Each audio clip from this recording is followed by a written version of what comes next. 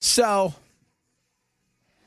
a lot of you chiming in about what we were just talking about for break, the cell phone SIM disaster that we avoided in New York City, that they had servers, so they had a server farm in several apartments. They had hundreds of thousands of SIM cards. They were going to blow up the cellular network by sending upwards of 30 million text messages a minute, which is insane. And we were talking about that and how vulnerable. And Ken brought up, he said we're living by the thread. We are. Our infrastructure, one of the good things that Biden did, or whoever did it, I don't know, maybe they told Biden he did it, but updating some of our infrastructure. Well, guess what? It's not just about roads, which are needed here, or bridges, and yes, and what goes on air traffic control. We need to update our grids in a major way, because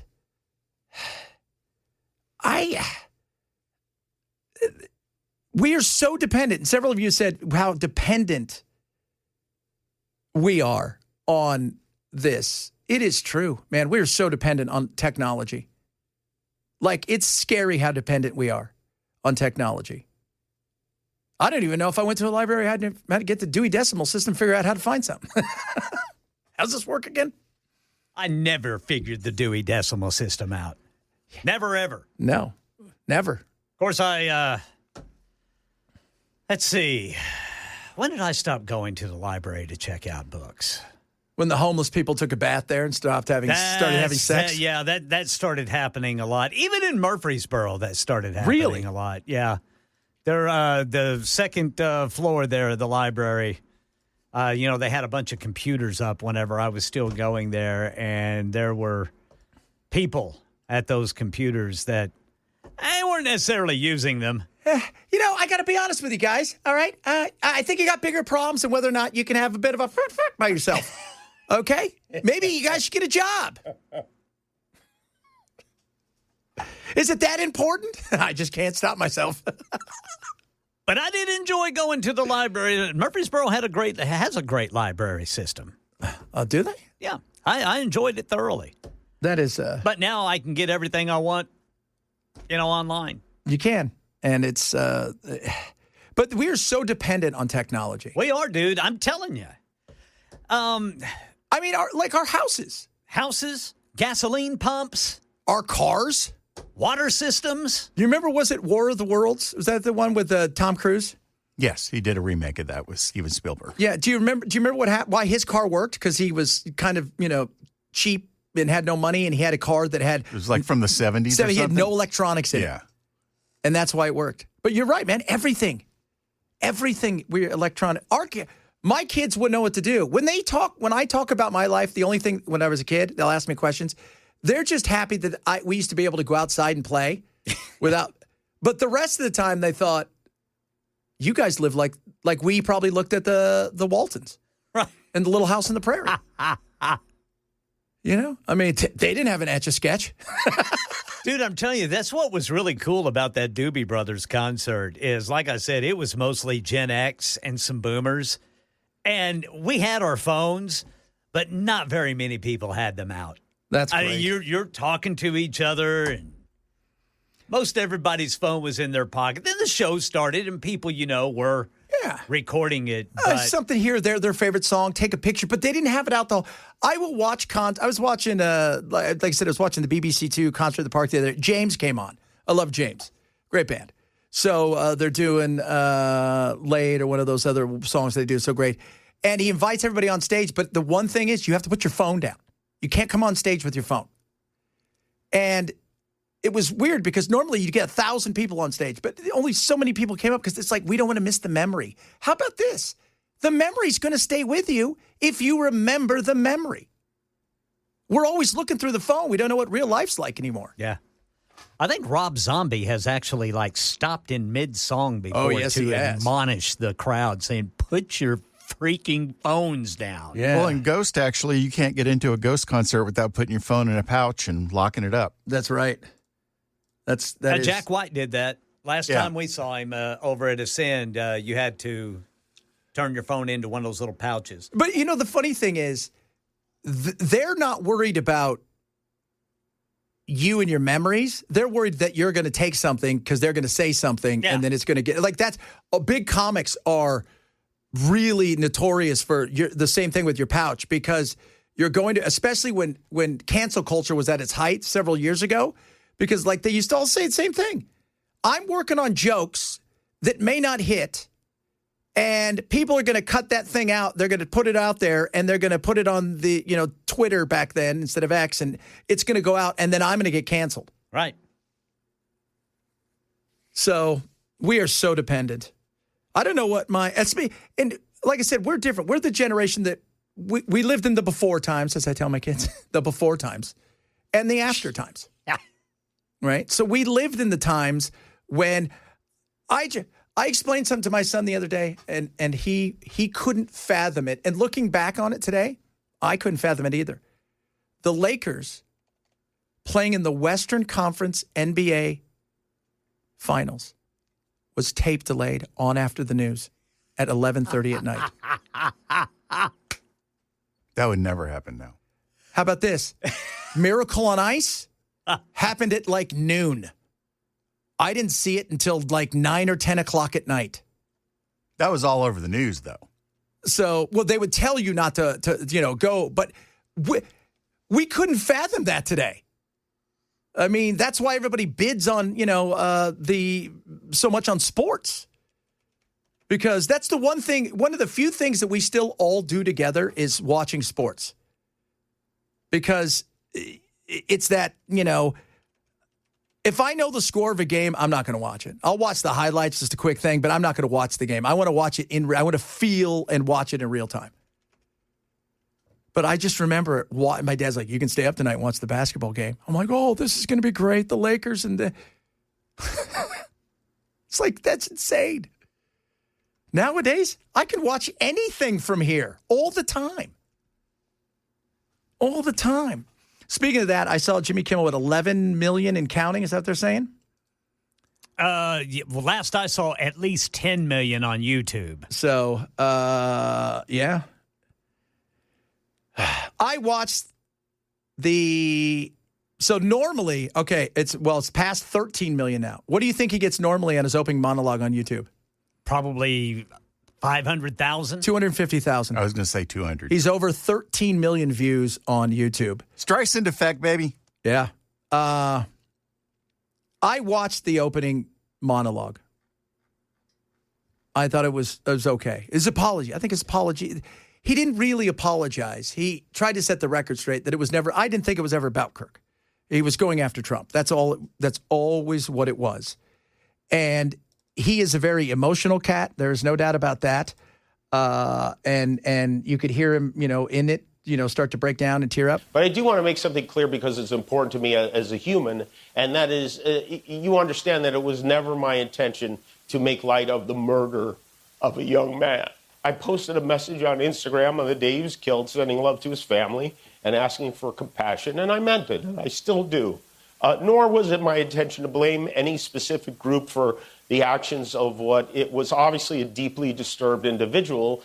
That was really the opposite of the point I was trying to make, but I understand that to some that felt either ill-timed or unclear, or maybe both. And for those who think I did point a finger, I get why you're upset. If the situation was reversed, there's a good chance I'd have felt the same way. I have many friends and family members on the other side who I love and remain close to, even though we don't agree on politics at all. I don't think the murderer who shot Charlie Kirk represents anyone. This was a sick person who believed violence was a solution, and it isn't. Ever. And also selfishly... And again... Isn't he supposed to be blaming the gun? Yeah, no, he's not. I don't think he's a gun blamer. That who did that today? Chuck Schumer came out when they talked about the shooting in Dallas. Started blaming the gun. He blamed the gun. Oh, of course. Because that guy, that Joshua guy, was walking by and the gun was on the roof, and kind of like with Berkowitz, it's like a dog, and it says, "Come on up here and shoot some detainees." It's it jumped into the guy's hands. Yeah, couldn't stop it. It's haunted. They're haunted. So politicians, man. Yeah. I'm telling you. It is the same old same. The playbook is the same all the time. And they are so, you know what's amazing? Like I think the longer you're there, you're so far out of touch with reality that everything you do is on just autopilot. Somebody got shot, it's the gun's fault. That's just autopilot. He doesn't know what's going on. He isn't paying attention to anything. Chuck Schumer. It just stuns me, though, the way at one point they'll be talking about how Trump is literally Hitler and he's a fascist, blah, blah, blah. And then, 2 points later, it's like only the government should have guns. Really? You want Trump, the guy you think is Hitler, to be the only guy with the gun? Yeah. Smart move. Ask the Jews, hey, if given the opportunity in the Holocaust when they made everybody give up their weapons, would you have done that? I think the answer would be no. Yeah. No. So, yeah, that right there, Bell, is the perfect, oh, yeah. Remember, the Constitution wasn't there so the government could run the Constitution. It was there to protect our rights and give us that right to protect ourselves from an overbearing government. And that's why, the old saying is, and it sounds horrible, but it's true, the First Amendment is there for this and for our freedoms to protect it. If that doesn't work, see number 2. The Babylon Bee just posted a meme, and it's a picture of the Charlie Kirk Memorial, and the caption says, Nazi rally inspires millions to forgive and love their enemies. Oh, my goodness me. Oh, that was hilarious. They do some fun things. They do. And look, I'll say this again. What Jimmy Kimmel said the other night was horrible. He tried to place blame. He recognizes that. He's blinded himself in such a way with this. Trump lives rent-free in his head. And I think he believes that, too. I think he understands that. And what he said was horrible. Again, do I think the FCC or anybody should have any kind of say for them to even hint at doing something? Trump came out last night again. I'm going to sue ABC. For what? For what? Yeah. First of all, don't give them power, because the more that you do, this is why he gets 13 million views on YouTube, but normally he doesn't get that a week.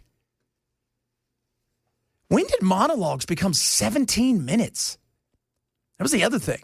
Johnny came out 5 minutes, then he went over, sit down, the dog with the Frisbee came out, and then we watched that. Well, they knew what they were going to have in terms of captured audience. Yeah. So they were going to milk it for everything they could. Yeah, because I don't know how long nobody was tuning in to Kimmel last night to see Newsom. Glenn Powell. Yeah, nobody. No, Newsom was on with, what's his name, Colbert. Because Colbert only has anybody from the DNC on. And you know what's funny? You could ask anybody from the RNC to come on, and they would go on Colbert, but he never does. Bill Maher talks about it all the time. I could ask anybody, they'll show up. They'll show up right here. And he goes, you can't say that about the left going on the right. No, you can't. And it's a shame on them. And Maher had Charlie Kirk on his podcast. Yeah. Sat right across from each other and debated things. And had a good time doing it. Completely disagreed with each other. And a lot of stuff. Yeah, but they found a lot of common ground as well. And you know what else, too? The common ground is, when we talk about stuff like sports and music and stuff, there's so much there that is common. Go to a sporting event. Chances are you guys are rooting for the same thing. You don't know what the person is next to you. You don't know if they're gay or straight, black or white, who they love, what they do. You're there all rooting for the same thing, for your team to win. And you find those common grounds. And Bill does that on his show. And that's what Charlie was always looking for. All right, coming up. More stuff to get. White Girl Wednesday. Should we go with the college? Right? Like you should go to college, otherwise you're stupid. Should we go with... well, you'd have to go to Brown. Or you'd have to go to Brown. Stupid. We should probably do that one. We'll talk about that straight ahead. Chad Benson, Super Talk 99.7.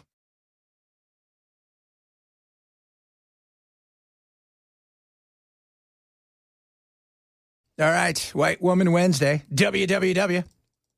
3 W's right there, kids. 3 W's right there. You ready? We're going to Cool we're going to go to school. College doesn't indoctrinate, college educates. It teaches you not what to think, but how to think critically. And there's a reason that the more education you receive, the farther left you become. It's not because we're being brainwashed at these universities. It's because we're giving the tools to learn how to read, write, analyze, and come up with our own argument. I went to Brown, and the wildest thing was having professors from all different backgrounds, people from different countries, people who were born into poverty, which gave me the opportunity to interact and engage with people from all over the world, including in my student body. And that's the funny thing, is that while right-wing people scream, oh my gosh, indoctrination, most of them have never left their small town. Most of them haven't read a book in their entire life. And many of them have not even taken the opportunity to travel and learn from other people. When I entered college, I considered myself a moderate because I was raised MAGA, but by the time I left, I certainly consider myself a leftist. It's because of reading texts like The New Jim Crow, books by Gabriel Garcia, learning about planned obsolescence and the school-to-prison pipeline. I was reading and learning at a rate that I never would have been able to compete with out of college. It also taught me to think critically about the news I consume rather than consuming one news source like Vox.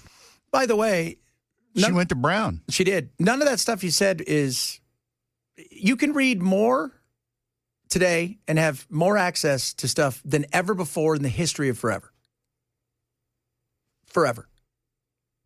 I can go online and get medical books that you could never get anywhere else outside of going to medical school. You can find out anything you want. And as far as traveling, everybody always thinks that, you know what, because you live in a smaller town, you know, and they think you all talk like this. That is insane. And I love it. Like, I've traveled. You know what? I've lived places. That gave me a perspective in life that I could not believe. That's why every day I wake up and I go, thank you, Jesus. You want to know why? Because I live in America. I live in America. And it's incredible. And I'm a cis hetero white dude in America. I'm cracker-taculous. And I will tell you this right now. You need to put that on a shirt. You should. We're going to. Cracker-taculous. It is the greatest thing in the world. If you're born poor here, you are already starting off in second base. Yeah, you may not be on home yet, but compared to the rest of the world, every time my kids whine, I have a video of a kid we call Stumpy, all right? And they'll look at me, and I pull it out, and they're like, Dad. I'm like, nope. It's a kid in Africa whose shoes, he's probably at this time, this video is several years old, he's probably 13. The shoes he's wearing, it's just regular size 13-year-old, probably a size 11. He ain't wearing 11s. He's got no shirt on. He's got pants on. And he's got no arms. And you know what he's doing? He's got a sledgehammer, and he lifts it up with his neck and his shoulder, and he's breaking rocks in the hot sun. And you know what? He's smiling. Why? Because he's got a sledgehammer, and the kid next to him might not. And my kid's bitching because I can't get extra Robux. So, yeah, there's perspective around the world. No doubt about that. But this whole, you can't get an education. So silly. So silly. Somebody asked me earlier, did you see the Kamala on her tour of her book? Slamming the Democrats who didn't endorse her soon enough. She's something else. Nobody likes her at all. Nobody does. Nobody in the Democrat Party likes her. No, it took President Obama like 8 days to actually say something after Biden just went ahead and threw her out there. Yeah, that's it. Yeah, because and to this day, I still, and Ken, I think you and I agree on this. He did that on purpose. Oh, absolutely. He went out there and he's like, we're going to endorse her. Right? That was his way of saying, you guys. Yeah. And I beat Medicare. Right. No, we beat Medicare. We beat Medicare. Did you see what Charlemagne said about Biden's legacy after he interviewed Kamala? What? He said it's trashed and it's unrecoverable. It is. She is. Oh, goodness me. You know why she didn't run for governor? She wanted to. So. This is the most election of our lifetime. What? The reason she didn't run for governor is because they did all of the straw polls and they looked everywhere and they said, nobody here likes you. Nobody here likes you. Well, remember, in the Democratic primary, she did not get one vote. No, she didn't win her state. She was behind Hiawatha and Bernie Sanders. She was burning through staff the entire time she was vice president, too, because nobody could stand working for her. No. She got $25 million like overnight. And then she got up to $50 million. She never made it to Indiana. To this day, she got nothing. She just, oh my God, $1.5 billion pissed away. And ended up $20 million in debt. Yep. Just the worst. The absolute worst. There you go. 2 new T-shirts, people say. I'm cracker-tacular and want to go on the log ride. What? Okay, yeah, it was cracktaculous. Cracktacular. I'm cracktacular. I'm cracktacular. Crackertaculous. Release the cracktacular. Oh. Okay, now somebody's got to come up with an image of what the cracktacular looks You know what? like. I'm going to send it off to my uncle. Say, tell our AI machine to pull this thing up. The cracktacular. Cracktacular. It is awesome. Oh, baby. America! Hell yeah! It'll be you smoking a crack pipe. Brother Chad's a teetotaler, though. He doesn't do that. No. Well, you know what? I smoked the crack pipe of freedom. Chad Benson.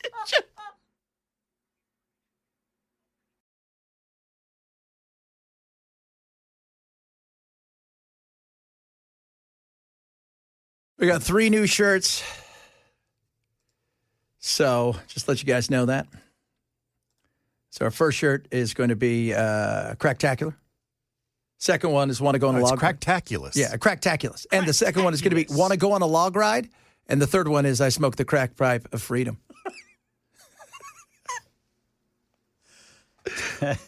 Oh, goodness me. We're having too much fun, guys. Oh, geez. I'm going to play this. So this is a white woman, but not our normal White Woman Wednesday, because she wants to tell us about something about terrorism in a certain way. And the whole time she's trying to make her pitch about terrorism, pointing towards Charlie Kirk and the likes, never once clicking in her mind, Charlie's the one who got shot. Stochastic terrorism. If people are telling you Charlie Kirk never hurt anyone, the word you're looking for is stochastic terrorism. Stochastic terrorism is when public figures use mass communication to incite violence against specific groups while maintaining plausible deniability. You demonize and dehumanize a group of people. You paint them as an existential threat. You use inflammatory, violent language. Then when someone acts on that rhetoric with actual violence, you get to step back and say, I never told anyone to do that. It's terrorism by statistical probability. You're not directing specific people to commit specific acts. You're just broadcasting hatred to millions, knowing statistically someone's going to act on it. And it works. Misogyny is on the rise along with calls to remove women's rights. This correlates with rises in domestic violence and harassment. Studies show anti-LGBTQ rhetoric directly correlates to increased violence against queer people.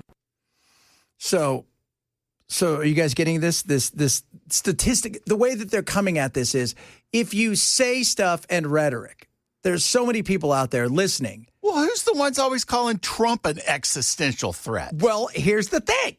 First of all, who got shot? Charlie. Okay. Who got shot today? Well, they shot at, we're not quite sure, but the two migrants, 2 illegal immigrants got shot. They're dead, or one's dead. The other is in the hospital. I'm not quite sure. It's still confusing. The gunman's dead. But why is that? Because the rhetoric is, on the left, Nazis, reprehensible, deplorables, fascist. Those things seem to be left out of stuff because somebody says, I believe that marriage is between a man and a woman. I believe that you can't have a schwanz and be a woman.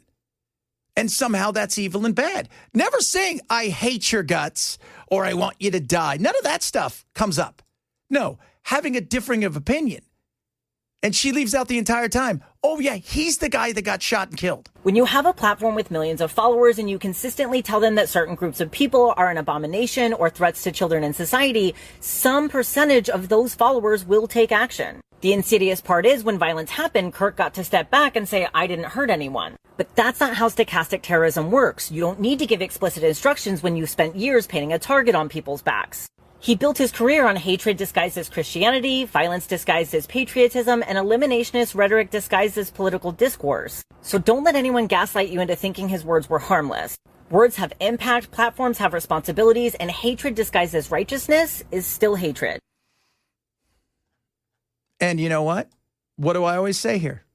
They walk around on their moral high ground full of hate, but thinking their hate is righteous and good. James Carville, what do you think? There are too many preachy females in Democratic campaign culture, all right? And we come across to people as judgmental. You think? Yeah. That attitude right there, what you hear, you know what that is? That's a repellent. That's a dude repellent. So you here's the funny thing. The left, in particular, when it comes to men, they're not dating left women. And right men aren't dating left women. And most young women are progressive. And they run around saying stuff like this. Once again, Charlie was killed. Shots fired last week in Sacramento by a left loony. Right? Today in Dallas by a wackadoo. We can go on and on. I'm not saying the right is guilt-free because you're not. But the left acts as, again, that moral high ground that they get on where they believe, hey, we have it going on. You don't get it. My hatred is pure and nice and kind. And I'm allowed to because my feelings on this thing allow me to hate you. And that is no way to live your life. No way at all. And that's what we have in this country. And that's why we have the Tyler Robinsons and this Joshua, what's his name? Jan? Is that what's I'm going to do it John. John. Because it's G-A-H-N. Yeah. So that's why we have these loser men who are pissed at the world going down into the rabbit holes of insanity. Right? And you know, addicted to porn and angry at the world and wants to take it out on everybody else. This guy today was, I guess, pissed at ICE and decided he was going to get back at ICE by killing the person or a person that they thought they were coming to help. And then turning the gun on himself.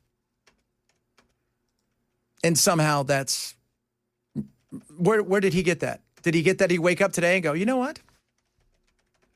I'm mad at these immigrants and I'm going to go kill them. No, he didn't do that. He woke up today, like he has for God knows how long, pissed at the Trump administration, Fox News, talk radio, the New York Post, mom and dad, whatever, because they're all Nazis. All of them are Nazis. All of them are. Nut jobs. And you cannot suffer a Nazi to live. No. And so I'm going to climb on a roof and I'm going to shoot somebody to prove my point. Was the point proven? What did I find out? My buddy who's got the information on this guy as far as has he been in trouble with anything else, he said 2 minor issues on his record. One was felony marijuana possession. That was it. One was a traffic citation. Outside of that, nothing new. So there you go. There you go. Welcome to the modern world. Pissed off, angry young men, pissed off, angry women. Oh, goodness me. And here I am smoking the crack pipe of freedom. I like it. It's a good thing. It is. New York Post has some information. Apparently, the alleged shooter's brother, apparently says he didn't know he had any political thoughts at all. That's the scary thing we've talked about, man, because they live a different life. That life inside of Discord and inside of the gaming world and the meme culture, that is the world they live. That's their real world. Outside, it's all a facade. Right. And instead, like, the signs where people would commit suicide. And if you guys, there's signs that people, and a lot of it's that cheery happiness and that fakeness. That's what these people are putting on in a lot of places. Yet they go inside to their own world when they're by themselves to find other miserable people who inspire them because everybody here's a victim. The fact that his brother didn't know he had He probably never once talked to his brother about any of this stuff. Maybe he hid his life and other stuff. That was the big thing with Tyler Robinson, right? Apparently he was gay and didn't want to tell mom and dad, who were super religious and, and MAGA and stuff, and thought that he wouldn't like. So anger and hatred. Hindustan Times says public records show that Jean was a registered independent who cast his final ballot in November of 2024. We'll find out more, I'm sure. I'm sure there's other, This Hindustan Times. They're on it. They get stuff. The Hindus, they know what they're doing, right? They're the TMZ of the rest of the world. They're on it big time, aren't they? Because that's one of the first places I go to. I mean, they are, them and the New York Post. Yep. They get a lot of information out there. Apparently, the Jean siblings were active in the Boy Scouts growing up in Allen, Texas. He apparently was proficient with his parents' gun, according to his brother Noah. However, Noah stated that he's not a marksman, that's for sure. Yeah, there's no doubt about that. Adding he would not be able to make any shots like that. And have we figured out where he was on the? All I've heard is, and all I've seen from this FBI agent in charge there on the scene is that it came from above. Yeah, that's all I've heard too. So you would think a rooftop? Yeah, somewhere. I saw them standing on a rooftop, but I couldn't gather if it was across the freeway or if it was, on another building right next door, because it's like one of those business complex. Not the kind, not like a strip mall, but where you would have, a place you'd go by, get your taxes done or something like that. And so that was, I'm not quite sure exactly where it was in conjunction with that because, the gun I think they had, he could probably easily got across the freeway. And then he turned it on himself. And I think he fired into a van where the windows were dark. So how stupid is that? Who did you think was in the van? Yeah. Oh, I don't even know. He said, Jones said it might have been an apartment building. Yeah, when I saw it, it didn't look like an apartment, but it's hard to tell because it's just on a roof. All the buildings are white. But this is where he thought, and this wasn't the place where he was shot, the ICE, it wasn't a detention center where you think, Alcatraz, Alligator Alcatraz, or whatever it is. It was you go there, they fill out paperwork, they do the background. Maybe you are here legally, you just don't have your paperwork. Maybe you aren't, and they're going to find out who you are and then send you to the detention center. And then you go from there. So you're not even you're heading towards your due process. So it wasn't one of those facilities like that where they're rolling in with a giant bus with, 100 people on it. Or I don't even know how many people are on a bus anymore. It's been a long time since I've been on a bus. When's the last time you were on a bus? I can't remember. Yeah. I See, look at that. You start thinking like, I cannot remember. High school? Yeah, maybe. I can't remember either. I cannot remember the last time I was on probably Europe. Probably 30 years ago, 25, 30 years ago. That's a trip, right? When you're a kid, you're probably on a bus once a week, sometimes once a day. Get older, you're like, I never want to go on a bus again. Then the city officials are like, we're going to build a whole bunch of places for buses and trains. There you go. All right, coming up, China did something crazy with a movie that shows you their dystopian wild world. And there's a new show coming back. But it's an old show, but it's a new show. We'll talk about that straight ahead. Chad Benson, Super Talk 997.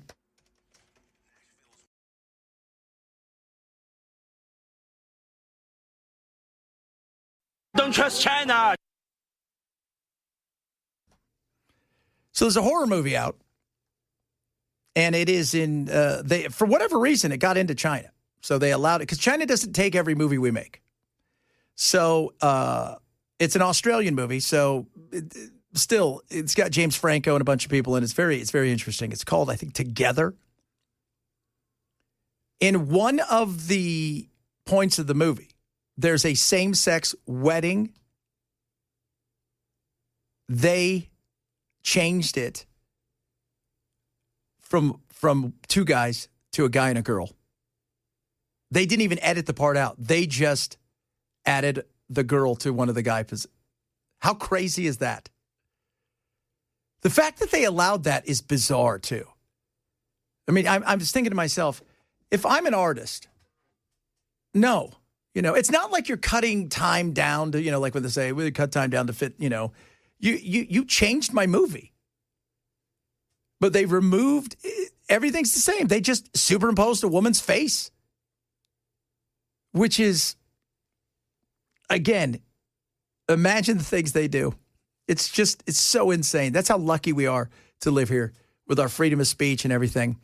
If you could bring back one show, guys, one show from the long back years, what would it be?